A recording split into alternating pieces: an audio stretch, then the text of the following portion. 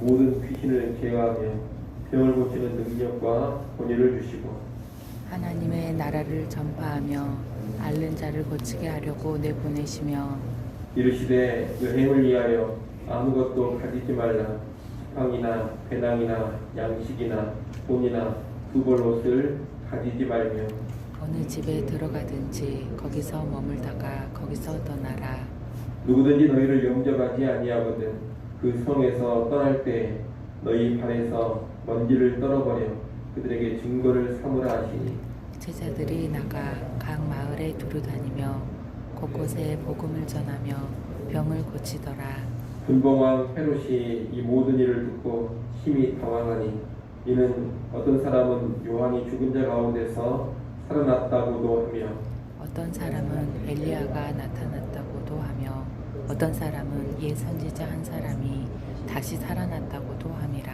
헤롯이 이르되 요한은 내가 목을 베었거늘 이제 이런 일이 들리니 이 사람이 누군가 하며 그를 보고자 하더라. 사도들이 돌아와 자기들이 행한 모든 것을 예수께 여쭈니 데리시고 따로 베세다라고 고을로 떠나가셨습니다. 우리가 알고 따라왔거늘 예수께서 그들을 영접하사 하나님 나라의 일을 이야기하시며 병 고칠 자들은 고치시더라. 날이 저물어가매 12사도가 나와 여짜오되 우리를 보내어 두루 마을과 촌으로 가서 요하며 먹을 것을 얻게 하소서. 우리가 있는 여기는 빈들이니이다. 예수께서 이르시되 너희가 먹을 것을 주라 하시니 여짜오되 우리에게 떡 5개와 물고기 2마리밖에 없으니 이 모든 사람을 위하여 먹을 것을 사지 아니하고서는 할 수 없사옵나이다 하니 이는 남자가 한 5,000명 됨이더라. 제자들에게 이르시되 때를 지어 한 50명씩 앉히라 하시니 제자들이 이렇게 하여 다 앉힌 후 예수께서 떡 5개와 물고기 2마리를 가지사 하늘을 우러러 축사하시고 떼어 제자들에게 주어 우리에게 나누어 주게 하시니 같이 봅니다. 먹고 다 배불렀더라. 그 남은 조각을 12바구니에 거두니라. 아멘. 오늘 본문은 예수님께서 12제자를 파송하시는 장면과 오병이어의 기적을 기록하고 있습니다. 먼저 1절부터 9절까지 말씀은 12제자 파송의 이야기입니다. 앞서 누가복음 6장에서 예수님은 12제자를 선택하셔서 이들을 사도 곧 보내심을 받은 자라고 부르셨습니다. 이후 예수님은 이 12제자들을 사역의 현장에 늘 데리고 다니시며 훈련을 시키셨습니다. 그리고 이제 직접 나가서 복음 사역을 감당하도록 파송을 하시는 겁니다. 이 파송은 실습을 통한 훈련이라고 말할 수도 있겠습니다. 예수님은 제자들을 파송하실 때 먼저 귀신들을 제어하고 병을 고치는 권세와 능력을 주셨습니다. 귀신들이 쫓겨나가고 병이 고쳐지는 것은 당시의 상황에서 하나님 나라가 임했음을 가시적으로 보여주는 하나의 증거입니다. 그러므로 귀신을 제어하고 병 고치는 권세와 능력을 주셨다는 것은 제자들의 복음 전파를 통해 하나님 나라가 임하는 능력과 권위를 주신 것이라고 할 수 있습니다. 본래 이 하나님의 나라는 예수님이 가져오시는 것인데 이제 예수님의 제자들이 예수님을 전하고 복음을 전함으로 하나님 나라를 임하게 하는 사람들이 된 것입니다. 예수님께서는 이렇게 능력과 권세를 주시며 제자들을 파송하시는데 파송과 연관된 사역의 지침이 3절로 5절에 나옵니다. 먼저 3절에 보면 예수님은 여행을 위해 아무것도 가지지 말라고 하십니다. 이것은 무소유를 가르치는 것은 아닙니다. 누가복음 후반부인 22장으로 가보면 그때는 여행에 필요한 것들을 다 구비하라 그렇게 말씀하십니다. 그러므로 오늘 본문의 이 지침은 무소유로 살아야만 한다 그런 가르침은 아닌 겁니다. 이 지침은 하나님을 전적으로 의지하라는 겁니다. 특별한 실습을 위한 단기간의 사역기간인 이때에 아무것도 가지지 않음으로써 오직 하나님만을 의지하는 훈련을 시키시는 겁니다. 그런데 오늘날 예수님의 제자의 우리들도 오직 하나님만 전적으로 의지하면서 복음 사역을 감당하는 그런 모습을 가질 수 있어야 하겠습니다. 두 번째 지침은 4절에 나오는데 어느 집에든지 들어가면 그 집에서 머무르다가 떠나라는 겁니다. 이 지침은 처음에 들어간 숙소가 불편하다고 해서 다른 더 좋은 숙소를 기웃거리거나 더 좋은 집으로 초청하는 사람이 있다고 해서 그 집으로 옮기는 일을 하지 말라는 겁니다. 다시 말해 제자들은 어느 마을에 한 집에 들어가서 숙소를 잡으면 그 마을을 떠날 때까지는 그 집에만 머물러야 한다는 겁니다. 이 지침을 주신 것은 다른 이유가 아닙니다. 숙소의 좋고 나쁨에 연연할 것이 아니라 이 여행의 목적인 복음 전파의 사명에만 오롯이 집중을 하라는 겁니다. 그리고 오늘날도 복음의 사역과 연관해서 좋은 대우, 더 나은 사례 이런 것에 연연하지 않아야 할 것입니다. 외적인 조건에 따라서 복음 사역을 감당하는 사람들이 사역지를 이리저리 옮겨 다녀서도 안 될 것입니다. 오직 하나님의 인도만을 받으면서 우리에게 주신 복음 전파의 사명에만 집중하며 그 사역만 잘 감당할 수 있어야 하겠습니다. 세 번째 지침은 5절에 나오는데 자신들을 영접하지 않는 사람들을 미련 없이 떠나라는 겁니다. 제자들을 거부하는 것은 하나님 나라의 복음을 거부하는 것이고 메시아이신 예수님을 거부하는 겁니다. 그럴 경우에 발에서 먼지를 떨어버리라고 하십니다.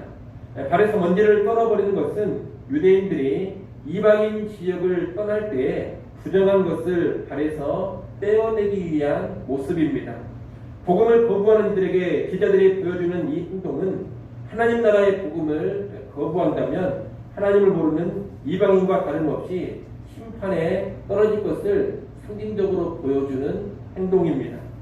이 세 번째 지침은 복음의 선포가 구원의 소식인과 더불어 동시에 심판의 소식이라는 것을 알게 해줍니다. 복음을 듣고 받아들이는 사람에게는 구원이 임합니다. 하지만 거부하는 사람에게는 심판이 임하는 겁니다. 그래서 복음은 구원의 소식이면서 동시에 심판의 소식인 겁니다. 이를 알고 오늘 우리도 복음을 전할 때 구원의 이야기만 하는 것이 아니라 그 구원의 선포와 더불어서 거부할 경우에 임하는 심판도 선포할 수 있어야 하겠습니다. 복음은 구원과 심판의 양날의 검이라 이렇게 말할 수가 있습니다. 그렇기 때문에 예수를 전하고 하나님 나라를 전하고 복음을 전할 때 우리는 언제나 구원과 더불어서 심판도 함께 전하고 선포할 수 있어야 하겠습니다.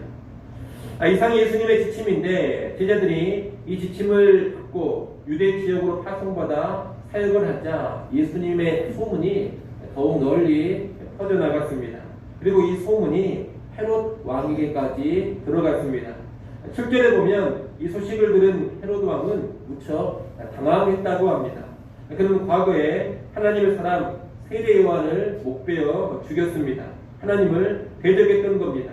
이런 헤롯 시기에 하나님 나라의 복음이 전파되면서 능력과 권능이 나타나자 긴장하고 불안해한 것입니다.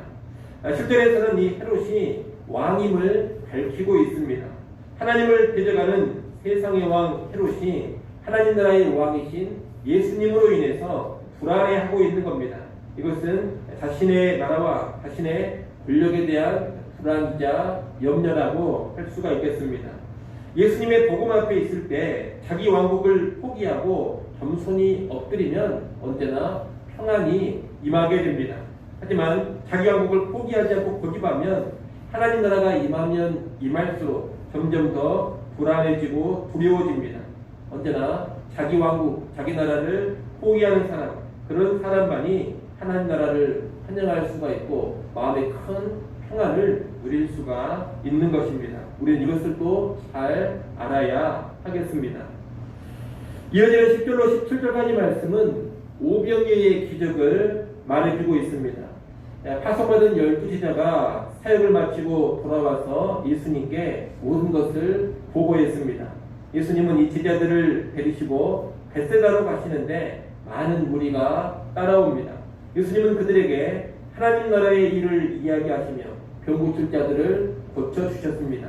그리고 날이 저물자 떡 5개와 물고기 2마리로 남자만 5,000명이나 되는 무리를 배불리 먹이십니다. 그리고 남은 조각 12바구니를 거둡니다.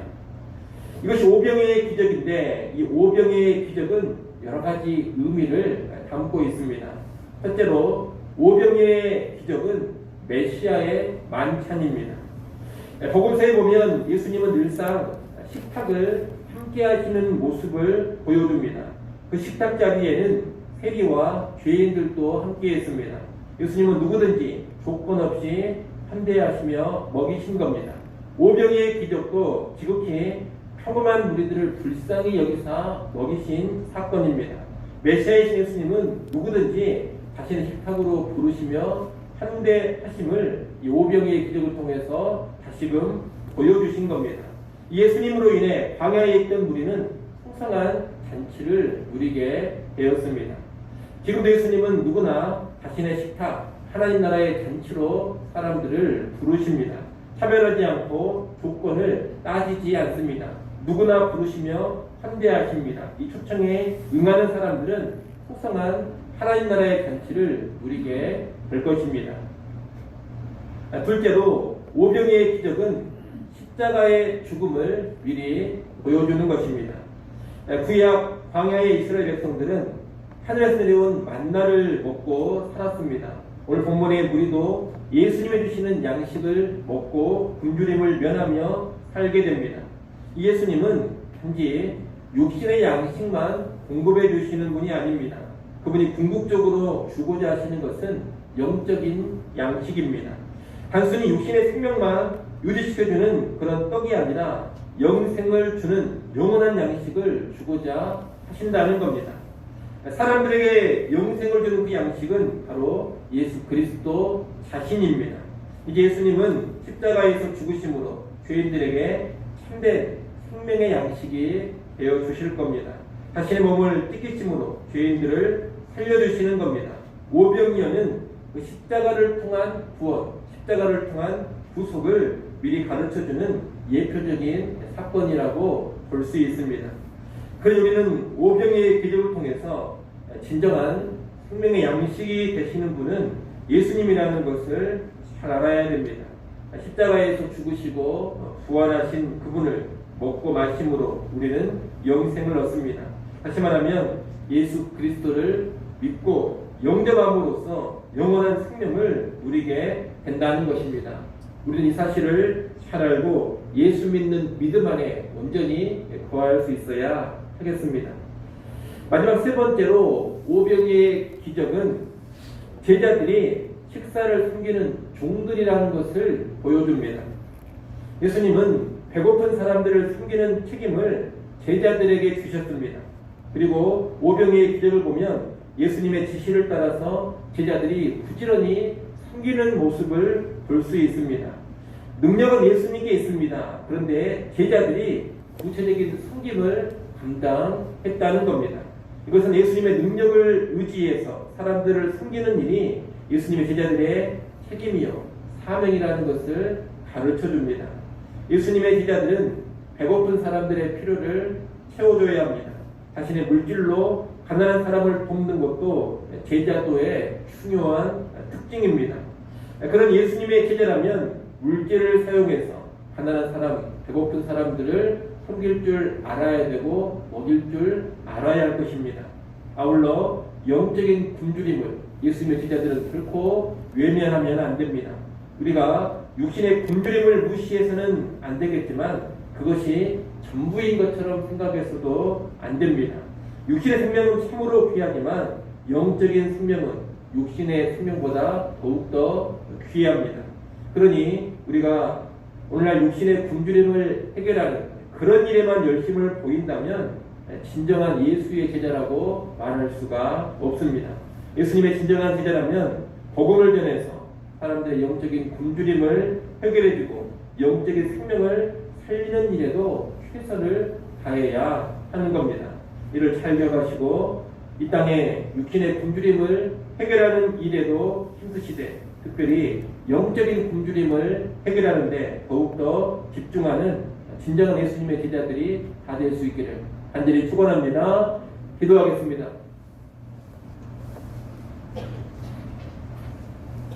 하나님 아버지, 제자들의 파송과 오병이의 기적에 관한 말씀을 보았습니다. 오늘날 우리가 세상에 파송받은 예수님의 제자들로서 바른 원리를 따라서 복음 사역을 감당케 하여 주시옵소서. 하나님을 전적으로 의지하게 하시고 사례나 외적 조건이 아닌 복음 사역에만 집중케 하여 주시옵소서. 또한 복음을 전할 때, 하나님 나라를 선포할 때 구원과 심판을 함께 선포케 하여 주시옵소서. 우리의 바른 복음 사역을 통해서 영원한 생명의 양식 되신 예수 그리스도가 온전히 선포되게 하시고 많은 영혼들이 영생을 얻고 하나님 나라의 잔치에 참여케 하여 주시옵소서. 하나님, 시간도 하나님께 나와 다시금 엎드립니다. 주의 백성들을 긍휼히 여겨주시고 기도하는 시간 때를 따라 돕는 은혜를 허락하여 주시옵소서. 살아계신 하나님과 깊이 있게 만나며 친밀하게 교제하는 시간이 되어지게 하시고 하늘의 위로와 평안을 누리며 위로부터의 신령한 능력을 공급받고 오늘 하루도 승리하는 삶으로 나아가게 하여 주시옵소서. 예수님의 이름으로 기도드리옵나이다. 아멘.